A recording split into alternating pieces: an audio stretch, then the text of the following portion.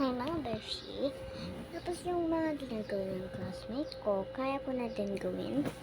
Yung parang pinapagawa ng katabi ko.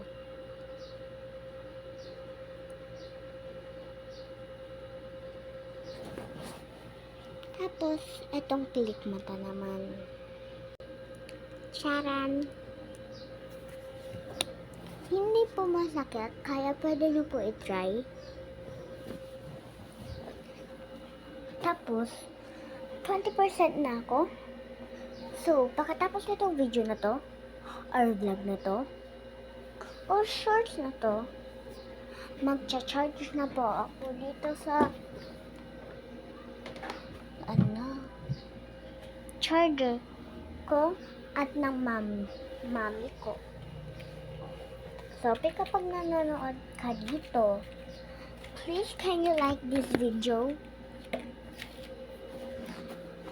Kung kaya mo din yung mata mga beshi, or ikaw din Sophie kung nanonood ka, hindi man, o sasabihin ko sa'yo mamaya, napanoodin mo mga bago kong videos. Video call kita mamaya By the way, mga kaibigan, ipapa-embarrass ko si Sophie. Si Sophie ang aking best friend na BFF ko. By the way, yung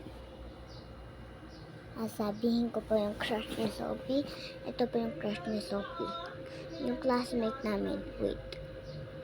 Yung crush name ni Sophie is papa-embarrass kita. Crush ni Sophie is JL. Yan po yung crush ng best friend ko na si Sophie. Ako nakahanap pa lang. Hindi naman po kasi sila pogi na.